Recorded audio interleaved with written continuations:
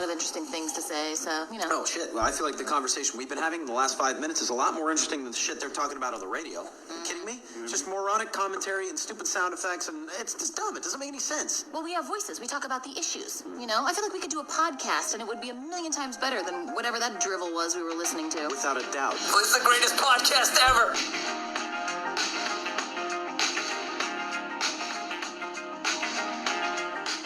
And now, the delicate fade. The delicate fade. You got skills. That is so professional. You've got skills. So professional. It's just, again, the production values of the Jeff Dubay Show with Jason Linse, just off the charts, immeasurable. It is. And this is episode 15, so it would make sense that we got it pretty much perfected. 15 at this point. It is today is February 17th, 2000. Thanks for all the support. We've had a lot of people watch these. Yeah, we have, and we got to do a better job. It's my fault of making it Always is. more interactive. Well, I start rambling. I hardly even let you talk. I mean, let alone get into the responses from viewers. They have the opportunity on Facebook, to mention whatever they want, whatever's on their mind. If you're watching, but I start rambling, Yeah, you ramble. That's what you do. It is what it is. So comment if you're watching this live. We'll answer questions best we can. We can see them pretty good. You might see me do this to get a better look. But, but what are we going to talk about today, Jeff? Because I'll tell you right now. You're going to talk hockey, aren't you? Well, I was going to talk about two suddenly divergent Minnesota men's athletic programs, or at least two teams that are divergent. The basketball team and the hockey team. We can start with the negative. Watched that basketball game yesterday. They're not making the dance. Dude, that one, I'm telling you right now, that's as hard as that was a loss. must-win. That was a must-win, especially the way it sounds like they played, right? They should have won. I mean, Luka Garza is really good. I feel bad for Daniel Oturu today. I mean, every part of his body must hurt. Garza, I don't know how you guard this guy, because when he gets into the low post and he just backs you in, I mean, he's pushing you hard. He's getting his hands behind, so he's like grabbing and holding and hooking, and he gets the elbows going, and he fouled out of the game. He's physical, is what you're saying. Oh yeah, but he's very skilled, but he's like a lame beer almost. But he to put it in perspective, he fouled out of the game, and off the top of my head, I think he only got one foul contesting a shot in the defensive end. The others were loose ball fouls or getting position in the low post. It's just how he plays. I mean, the way this game started. I mean, they went out to an 8-0 lead, did Iowa. And Garza was just unstoppable. I mean, I'm watching this game thinking, how are we going to stay with these guys? Because literally, if they want to give him the ball every time, I feel like he could score. I mean, I know it's ridiculous, but it's how it felt early on. But got to deny him the ball. No, and he got in a little foul trouble. And whenever he was on the bench, we looked really good. Again, the Gophers, they're just too erratic offensively. Okay, so anyway, this is a really hard loss for me to take as a Gopher fan. I mean, it ruined my day. I mean, they had what was it, like an 8-point lead? They had like an 8-point lead, and Iowa goes on an 8-0 run to tie it, all right? Then Luka Garza gets his fourth foul, leaves the game, and the Gophers put an 8-0 run on him instantly. Right. Two and a couple of threes, and all of a sudden, it's 55-47. The crowd's going nuts. They're hustling Garza back to check into the game. They're down by 8 with 4.5 minutes left. They're on life support. We got to throw the big man back in there. Gophers looking strong. The barn just erupting. Like a made three. Gophers were up how much with 4 minutes to go? 8. They just went on an 8-0 run that included back-to-back dagger threes. Just dagger threes. By who? Kalsher and Willis. Really? Nice. Kalsher and Willis. Nice. So anyway, they make these dagger threes. The crowd just erupts. The game goes from tied to 8. Gophers by 8 in like 30 seconds. So the barn gets when something like that happens. They go nuts. So yeah, they're scrambling for a timeout. Plus you can drink beer. They're hustling Luka Garza, to check back into the game. And then I'm feeling great about things. Gophers don't score again. The rest of the game. They don't score again for the rest of the game. It's and they lose by 3. The rest of the game is 11-0 Iowa. Oh my! It's just nauseating. What continues to plague the Gophers? You're not playing the dance. They're not. Well, they're so inconsistent offensively. I mean, they score 8 points in 30 seconds, and they can't score in 4.5 minutes. Oturu didn't have his best game, but here's what was just a killer too. The Gophers have the ball they're playing. They're down by 2, and there's just a few seconds left. Carr heaves up a 3 that gets blocked. Oturu goes up for it in the lane, catches it, and Garza kind of bumps him. Not a real tough foul, just kind of nudged him a little bit undercut him. So Ochoa comes down, lands in the lane. Everyone's holding their breath for a second. It's like, are they going to call a travel or are they going to call a foul? It's going to be one or the other, and there's 3 seconds left. And they called the foul on Garza. Gophers in the bonus. Garza out of the game. Ochoa to the line for 1-1, down by 2 with 3.9 seconds left. If he makes those, I think the Gophers win because when Garza was not in the game, the Gophers were a clearly superior team. He missed them both. Well, he front end. It's just a 1-1. And it was one of those, halfway down. It's back rim, front rim, back rim, and then rolls to the front rim and comes out. Just a gut wrencher.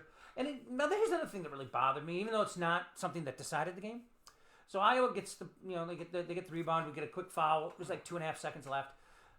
We have no timeouts. They're going to the other end to shoot 2, and they miss the first and make the second, which was maybe the best case scenario for the Gophers because you don't have a timeout. Gophers are out of timeouts. So if they miss the second, you catch the ball and the clock starts running. There's not much you can do. But by making the second, now you inbound. Half court. You Christian Laettner it. Well, don't they even do it at half court or no? No. But I mean, you could throw the Grant Hill to Christian Laettner pass, catch the ball, turn and shoot. But what do? We basically handed off a 2-foot pass to Marcus Carrs. He circles into his own one basket, step and shoots. so he can get to just short of half court and just heave some. I mean, you've got to be smart enough. If you're Patino, I know that's not why you lost. You're probably not going to get anything big to happen at that point in the game anyway. But with 2.5 seconds and no timeouts, off a made free throw, the clock is not running until the ball's touched in bounds. You've got to throw that ball at least half court, if not 3/4 court. I can hear you yelling at the TV. Oh, it's so ridiculous. I mean, you hand it off to Marcus Carr right there, and the game's over the second he touches it. I mean, he's got no prayer of getting a shot off or making a pass to somebody who's in a position to get a shot off. It was just awful. And the Gophers, for the second time this year in the Big Ten, throw away a game that was over. I mean, the Gophers had Purdue beaten twice. Once at the end of regulation, once at the end of first overtime. Just absolutely had Purdue beaten twice and let them get up. And obviously, when you take this 8-point lead and you got the crowd going nuts, and you just at that point you should put them away. You got to be. Well, they got 6 games left in the regular season. Well, they're basically with the take last night. I mean, they have to win 5 or 6. Well, they were saying if they won 5 or 6 going out, that would probably get them in. If they won out, they'd be in. If they get 5 or 6, they might need 1 or 2 in the Big Ten tournament. This was a crushing. Well, they got to beat Indiana at home on Wednesday. Yeah, okay, absolutely. That's not going to be easy. They I think to Northwestern, that's easy. But then you get Maryland, which is a top 10 team in the country. You're not going to beat Maryland. Probably not. But that's your one loss. You're at home. Then you gotta, you're at home and you got to have it now that you lost to Iowa. Then you got to beat at Wisconsin, win at Wisconsin. I'm sorry. They were saying 5 or 6 before yesterday's game. Yeah. So I mean, they pretty much to be in good shape heading into the Big Ten tournament, they've got to win out, which I don't know that they can or will do. They're not going to win out. So that you might need a win or 2 in the Big Ten tournament. I mean, there's one game above 500. I mean, it's 13 weird. and 12. It's weird that we're talking about them as even being a bubble team. I get it. The schedule is unbelievable. I mean, they statistically have played the number 2 schedule in terms of difficulty in college basketball. Kansas number 1, Minnesota number 2. Really? I mean, the non-conference was brutal. Yeah, it was. I mean, it was just one Oklahoma, Butler, Oklahoma State. I mean, it was one challenge after another. So anyway, we've gotten to a point where. When this team came out of the holiday break and just was starting to play in the Big Ten and they got destroyed by Iowa, like by 20 at Iowa, and we were below 500, I believe, at that point overall. I mean, I never even thought that we'd ever have I wrote them off these conversations. No, but then they beat Ohio State twice. They gave us some hope. Yeah, they beat Ohio State twice, and they've had nice wins against Michigan, Penn State. They beat, which is a pretty good team. A really good team. Did we beat Izzo? No, he got us twice. He got us twice pretty easy both times, actually. Yeah. But, all of a sudden, there was a time a couple weeks ago where Lunardi had him in. So, I mean, they actually came from absolutely nowhere, not just to bubble contention, but to a spot where they were probably holding down one of the slots. But they're not right now. Nope. Lunardi had him as one of the first 4 out last week. This loss isn't going to help that.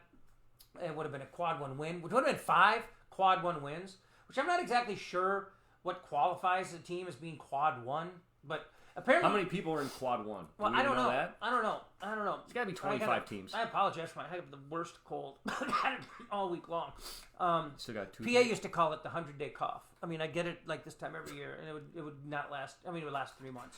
The 100-day cough, but I don't know how good a team has to be for it to count as a quad one. They're saying that the Indiana game is a quad one game for the Gophers, and Indiana's a bubble team, So I don't know how that's. Yeah. I mean, the new system that's in place with the net rankings and all this, it's very confusing. It's very complicated, and I don't pretend to understand it. All I know is that there's some high value opponents on the Gopher schedule. One of them escaped yesterday, and they never should have. They just never should have. The Gophers had that game won. It was just gut wrenching to see it get away from them. Just really, really disappointing. But on to the positives. Really, really excited about the Gopher hockey team. My enthusiasm was tempered a bit a week ago when top 30 teams, by the way. When they is that what it is? Mm-hmm. Really, a top 30 net team. That's what I figured. Yeah. Okay. It's hard for me to believe. So I think Indiana's in that. I guess, but they're a bubble team. But I guess that's where, if you're a bubble team, you probably are about in the top 30. Yeah. So, my enthusiasm for Gopher hockey got tempered a bit a week ago when they fell apart in the third period a Saturday against Michigan State. I mean, I thought going into the weekend, I thought the Gophers are a more skilled team than Michigan State. This is a week ago, not this past week against Notre Dame. I thought, boy, at home against Michigan State on a big ice surface, I thought the Gophers, if they kept playing the way they've been playing against Ohio State and Wisconsin, that they could have a really big weekend against Michigan State. And for 5 periods, they looked the part. They dominated Friday. They played 20 minutes of keep away in the first period Saturday. I mean, just men versus boys, outclassing them. They just never got the separation goals that they needed in that game. And then they took a couple of bad penalties in the third, a couple of power plays that allowed Michigan State to tie the game. And then once they did that, it just kind of kept rolling. That's also. I like Jared Moe a lot, but I mean, it was kind of a freshman goaltender situation too, where a guy who'd been playing really well maybe succumbed to a little bit of third period pressure in a really big game. But once that happened, I felt to make up for it, they kind of had to go to Notre Dame and sweep, and they did the next best thing. They got 5 out of 6 points, and the Big Ten is strange for hockey when it comes to points. I mean, it makes perfect sense actually. It just goes against all conventional wisdom. People are saying that they're having trouble hearing. Really? A couple comments. Well, that's no good.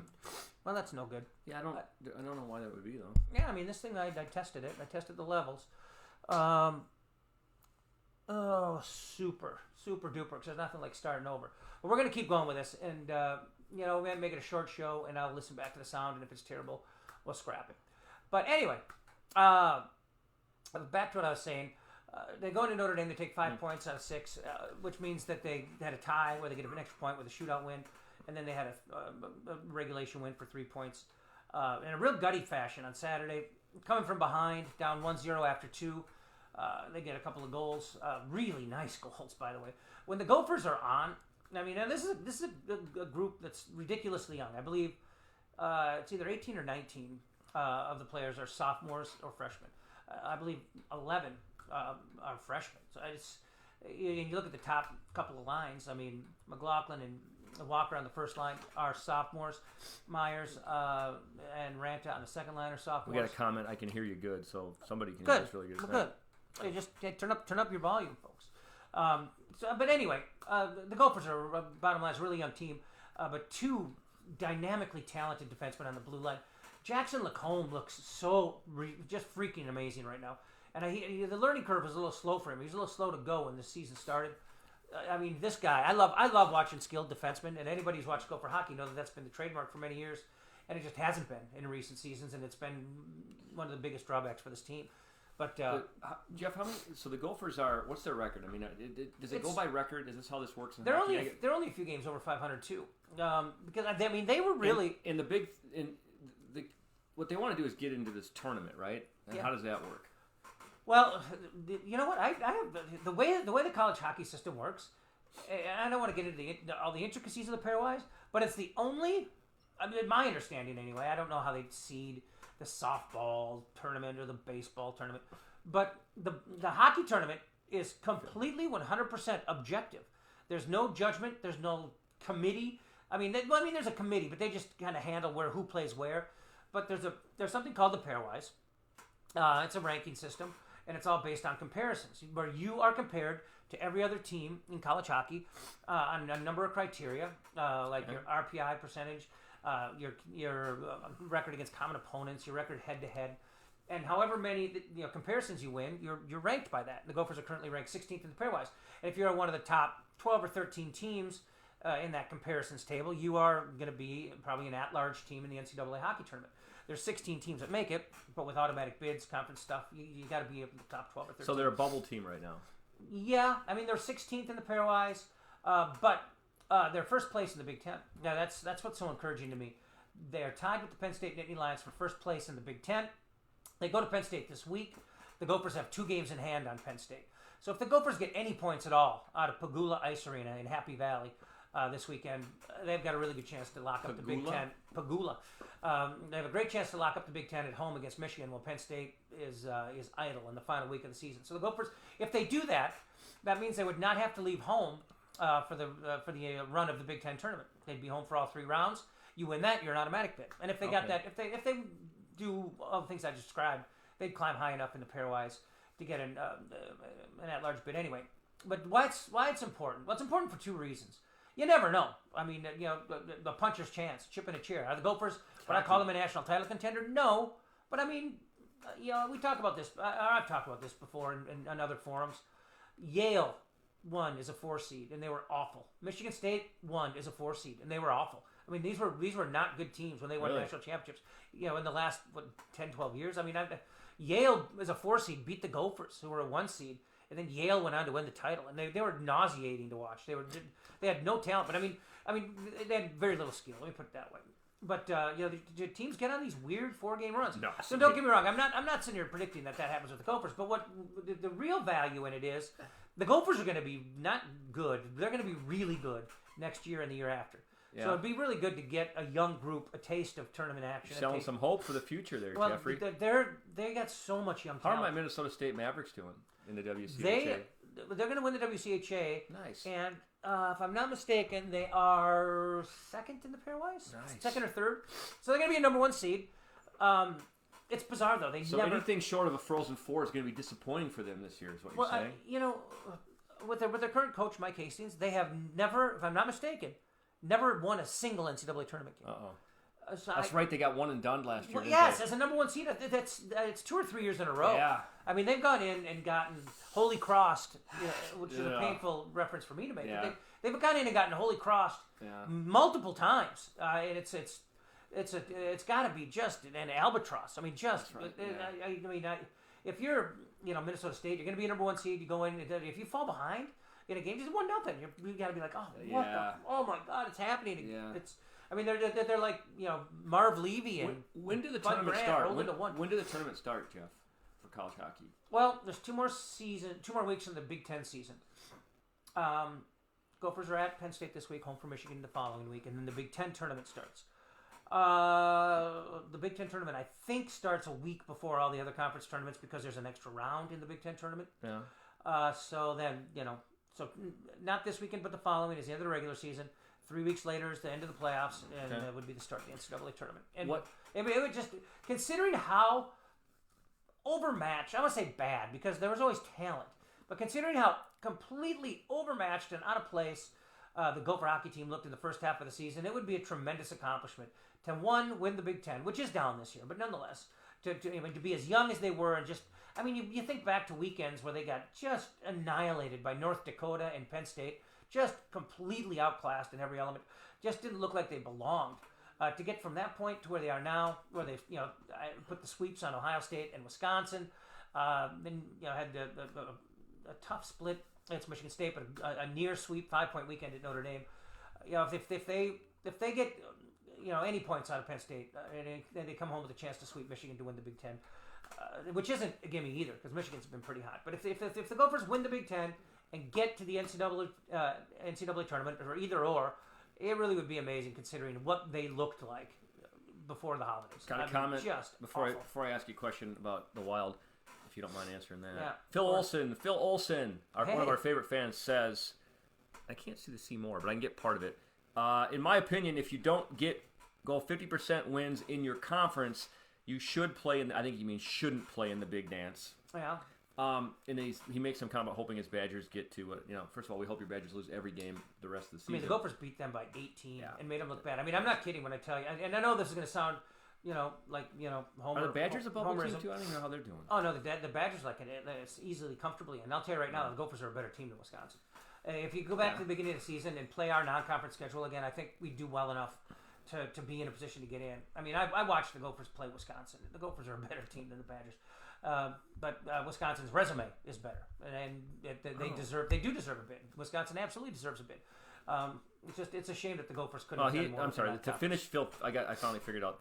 Phil goes on to say, my Badgers have no chance in Big Dance. Good, glad you realized that. But nice to see them play at least one game, one and done. Tom Fogarty.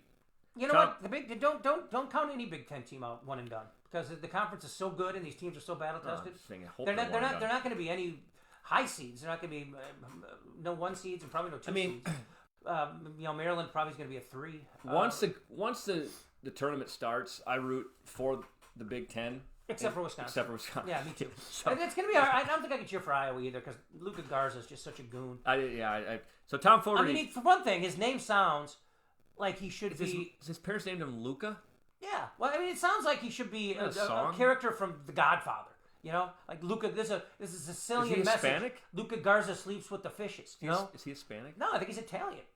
I mean, his dad is Frank, so, very paisan. Frankie Garza, the streets of Philadelphia. I don't know where they're from. Yeah, no. But it's seriously, it's like a Luka Garza sounds like he should be like one of the button pushers from the Corleone family. It's a straight up thug name, and he looks like a mafia hitman from the 30s. Really? Oh yeah, just a goon. You have another one? Yeah, Tom Fogarty. Love the Gopher hockey talk, Jeffrey. Yeah, people have been asking for that. As good as our young D are, Ben Myers is the U's freshman of the year. Such a good all-around player. 21 years old. That has something to do with it. Wow. But he is a very good player. But you see that in Gophers more than other teams, don't you? Well, you see it in college hockey in general. But still, 21 is pretty... For a high-end player, it's odd. I mean, if you bring a guy in at 21 as a freshman... And that means he's buying beer for the whole team. Well, I wouldn't insinuate anything. But it means that he's probably played... Well, in this case, definitely has played years of junior hockey. But it also typically means that it's somebody you're bringing in to be more of a grinder, play third line, fourth line, and be a leader. But Ben Myers is a skilled guy. I mean, he played at Delano, so he wasn't playing against the highest level of competition.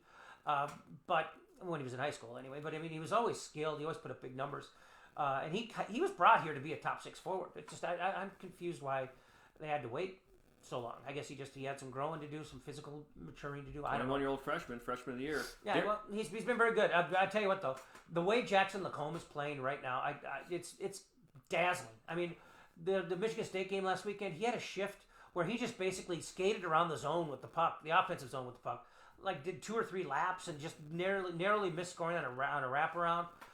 Just basically played a one-man game of keep away.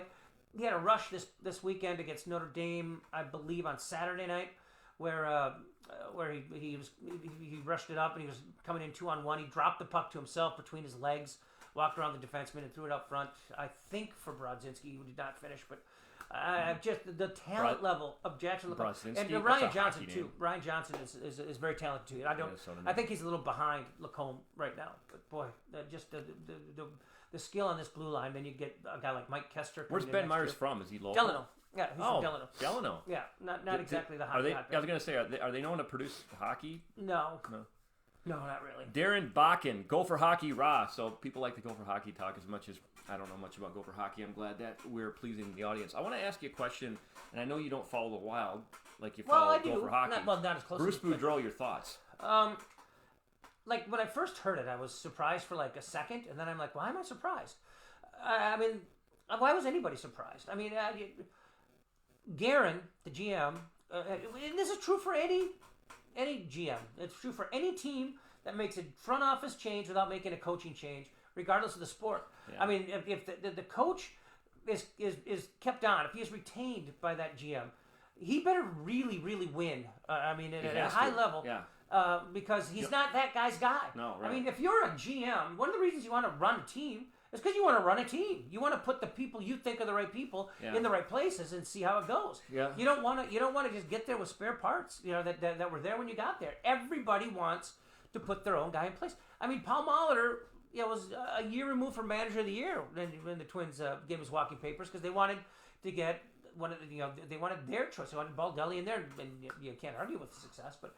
I mean, Molitor probably deserved, better fate at the time. But the point is, if you see a team make a front office change, without making a coaching change, the coach's time is limited. I mean, his days are numbered because every GM or whatever the GM equivalent title is in every sport now, it's changed so much. I mean, you've got it, but every GM wants to have his own guy. And do it his way. If you're the head coach and they make a GM decision in the middle of your tenure, your anxiety's got to go up, right? I mean, I don't know if Bruce Boudreau's the anxious type. I mean, he's on a long career. He's got to be ready to just put the feet up. He's certainly not the healthy type. That guy needs a gym. 65 years old, but he is. I bet. Do you think he'll coach again, or he'll just say, "I'm done"? 65. I don't know. I mean, he could coach again. Is he a GM material? Could he go into that side of the business, or? That's a good question. I do not know that. I don't know how he's viewed around there. But he's gone, but not forgotten. But he is 65. I think his age is going to be a major drawback, and I don't think he'll move into the front office because I think it's too late to teach that old dog new tricks. He might get a shot at a coaching gig. I don't think somebody's going to try to make him a front office guy. Where do the Wild go? How does that work for coaching? Do you have any idea who they look for? Is this interim going to be? Well, I don't think the interim's going to. Excuse me. I don't think the interim's going to be the guy because Dean Evison, he's not really a guaranteed. Again, he's not a guaranteed choice. He's a guy who's got he's got a past with Boudreau. He's here as part of Boudreau's crew. So I mean, I could be wrong, but I think that Guerin's gonna Don Lucia. Yeah, right. Guerin's gonna, I think, just do it his way and find a new guy. Now, whether that new guy is just new to us or actually is new, or if maybe he is gonna try to make a Mike Yeo kind of hire and try to find an next-rate coach instead of a retread from somewhere else. But Guerin seems to me to be a pretty bold. I don't say risk-taking GM, but he seems to be the I want to do it my way kind of a guy. So I wouldn't be surprised if it's somebody that hockey insiders will be familiar with, but the average hockey fan might not be. I think it might be a first time a new head coach, somebody who he's had eyes on for a while. That's cool. As head coaching Timber. That's just my guess. Let's segue. Let's shoot on over to the NFL for a second. Do you think that Tom Brady will be a Raider? I know you probably don't give a shit, but I think it's interesting. I haven't been following the scuttlebutt, but I don't think it matters. I just don't think he's good anymore. No, he didn't play good last year, but he's okay. Do you remember when Joe Montana? Weren't you a little bit weirded out seeing him in a Chiefs uniform in the 90s? Yeah, but it happens. I mean, well, I know it happens, but still, but Montana still had something. I mean. He was not. He was only mid-30s, I think. Yeah, he wasn't completely used 36, up. 37. I'm not going to go so far as to say Brady's completely used up, but he's 99% used up. Well, you know why he's doing it, right? I mean, let's. It's got to be to say, hey, listen, I can go somewhere without Belichick. Yeah. And be successful. Yeah. And maybe I think it's a bad idea because I don't think he will be successful in that organization. And I think the toughest thing for. People love to make fun of Favre. I'm done. I'm back. I'm done. I'm back. But to me, if you're like this great, iconic Hall of Fame type player, it's got to be the hardest decision ever because you don't want to be out there and be just a shell of your former self and have people remember that the gimpy old. I mean, with all due respect to Brett Favre, I mean. One of the lasting images is how his career ended. Just on his back, concussed on the frozen turf of a college football stadium. The Gophers, the Vikings playing the Bears at TCF Bank Stadium because the dome had just collapsed and the field was frozen and it wasn't really NFL quality at the time. It didn't have the heating coils and stuff that it has now. And Favre, wanted to go out, starting his last game, and he went out concussed, lying on the block M at midfield. And that's I mean, in a 5-11 year. Yeah, and a horrible year for not just him, but also for the team for which he played. So, I mean, you got to care about your legacy. I mean, you want to care about the last impression, the lasting impression you leave. But at the same time, can you imagine stepping down and at the top and then always wondering, God, did I have one or two more? I mean, should I have had one or two more? And then that's when you go Brett Favre on it and start thinking, okay, I'm coming back. I can feel it both ways. It's got to be the hardest decision for like an iconic pro athlete who's especially a quarterback because I know they take hits, but they don't get beat up as much. I mean, otherwise you would see them play at a 40. Right, and it's a more of a mental position than physical, I think. But, so it's, as long as you don't have Alzheimer's, give it another go, or dementia, CTE. Yeah, whatever. That's another sad story. Did you ever watch that CTE movie? The one with The Phone Home.